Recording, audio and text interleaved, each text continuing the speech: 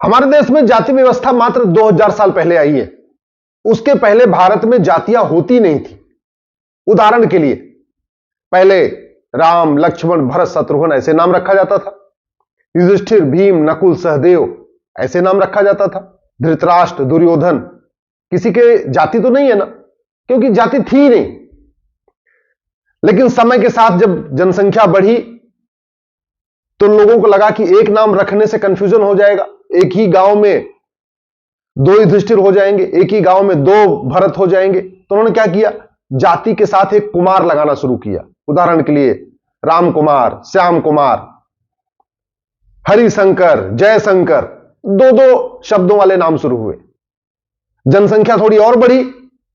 अब 2 शब्दों वाले नाम में भी एक ही गांव में 2 लोग हो गए, यानी 2 राम कुमार हो गए, या आसपास 2 राम कुमार हो गए। तो फिर क्या करें, फिर गांव का नाम लगाना शुरू किया।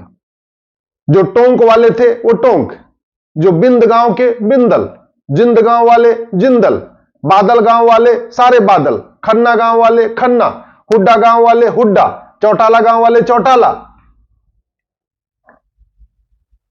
तो ये जो एक शब्द का नाम आया, फिर 2 शब्द का नाम आया, फिर 3 शब्द का नाम आया, ये जाति के आधार पर नहीं, ये केवल और केवल आइडेंटिटी को आगे बढ़ाने के लिए आया, कंफ्यूजन खत्म करने के लिए आया।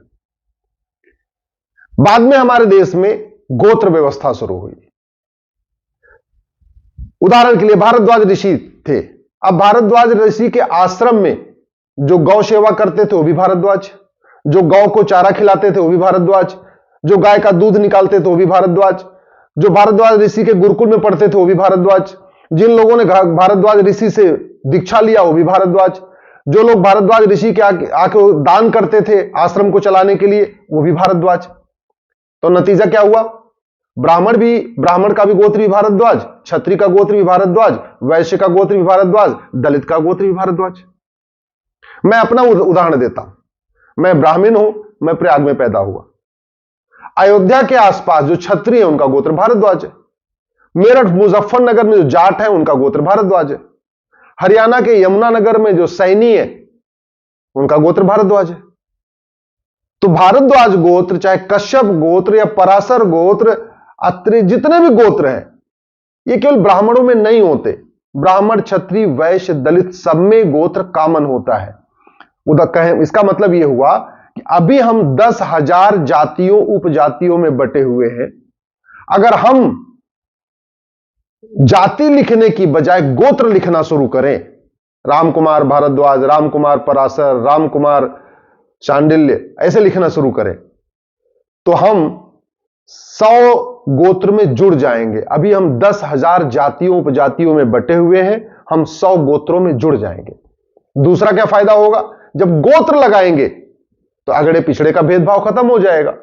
दलित बनाम सवर्ण का झगड़ा ही नहीं होगा, क्योंकि दलित का गोत्र भी वही है, सवर्ण का गोत्र भी वही है।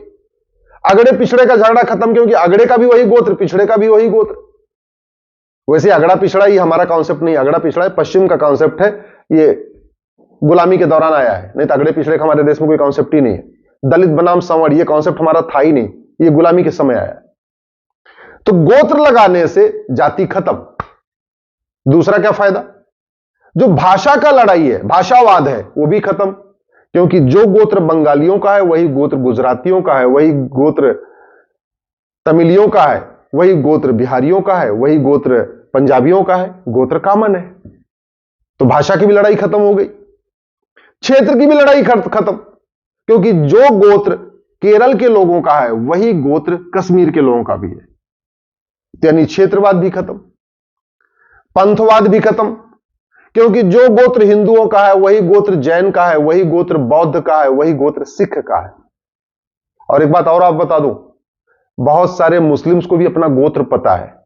वो कन्वर्ट भले हुए हैं लेकिन उनको अपना गोत्र पता है, उनको वंशावली उनको पता है और उनको गोत्र भी पता है। तो अगर गोत्र लगाएं तो पंथवाद भी खत्म। यानी गोत्र का क्या फायदा हुआ, जातिवाद खत्म, भाषावाद खत्म, क्षेत्रवाद खत्म, पंथवाद खत्म। और एक और बहुत बड़ा फायदा वो है घर वापसी का। उदाहरण के लिए मान लीजिए एक गांव है, यहां सारे यादव रहते हैं, उसी में कुछ परिवार कन्वर्ट होके मुस्लिम बन गए। अब वो वापस आना चाहते हैं, लेकिन जब वो यादव लगाने की कोशिश करते हैं अपने नाम के साथ, तो अगल बगल के यादव भाई हमारे विरोध कर देते हैं। लेकिन वो यादव लगाने की बजाय अगर भारद्वाज लगाएं, पराशर लगाएं, पुलस्त्य लगाएं, जाबाल लगाएं, मार्कंडे लगाएं, दधीच लगाएं, अग्निवेश लगाएं, मरीच लगाएं, तो कोई उनको रोक सकता है क्या? नहीं, क्योंकि ये गोत्र तो कॉमन है।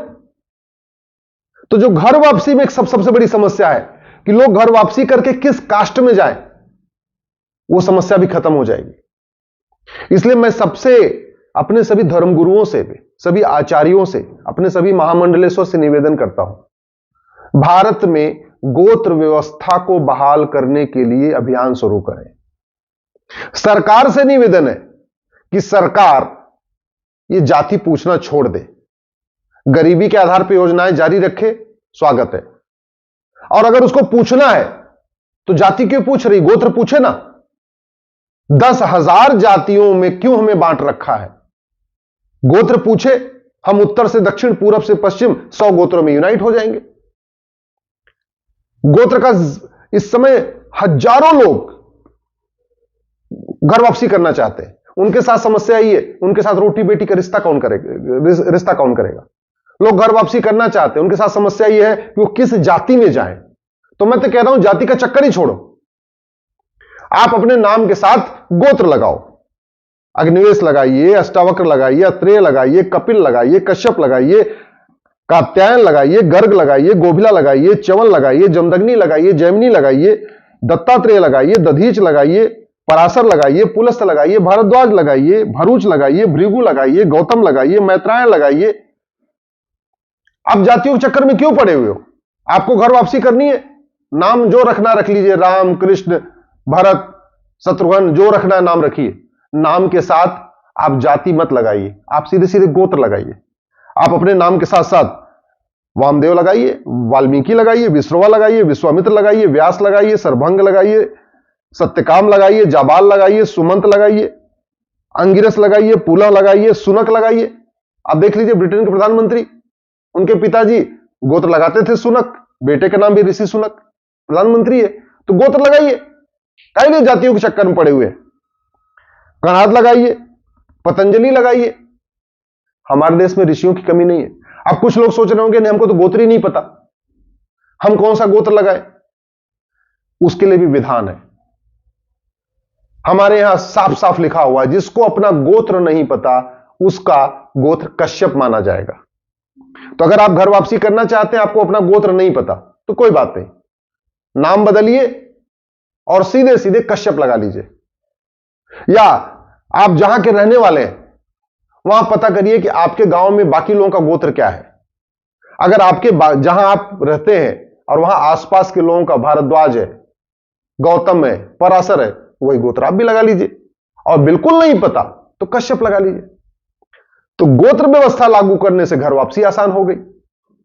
गोत्र व्यवस्था लागू करने से जातिवाद खत्म हुआ, क्योंकि जो गोत्र पासवान का है, वही गोत्र पटेल का है, वही गोत्र यादव का है, वही गोत्र सिंह का है, वही गोत्र भूमिहार का है, वही गोत्र ब्राह्मण का है। क्योंकि ऋषियों के यहां आने में ऐसा नहीं केवल ब्राह्मण आते थे, ऋषियों के आश्रम में ब्राह्मण भी आते थे, क्षत्रिय भी आते थे, वैश्य भी आते थे, वाल्मीकि समाज के लोग भी आते थे, दलित भाई भी आते, सब लोग आते थे। तो इसलिए गोत्र कॉमन है सबका। मैं इस भारत के सभी अपने धर्मगुरुओं से, सभी महामंडलेश्वर से, सभी अपने कथावाचक से, सभी राष्ट्रवादी संगठनों से, सबसे निवेदन करता हूं, गोत्र व्यवस्था को आगे बढ़ाइए। अगर आज हम गोत्र लगाना शुरू करें, जितने हमारे घर में बच्चे पैदा हो रहे हैं सबका गोत्र लगाना शुरू करें, जाति छोड़ दें, तो अगले 20 साल के बाद इस भारत में जातिवाद बहुत खत्म हो जाएगा, भाषावाद बहुत खत्म हो जाएगा, क्षेत्रवाद बहुत खत्म हो जाएगा, पंथवाद बहुत हद खत्म हो जाएगा और घर वापसी बहुत आसान हो जाएगी। इसलिए जाति हटाइए, गोत्र लगाइए। जय हिंद, जय भारत।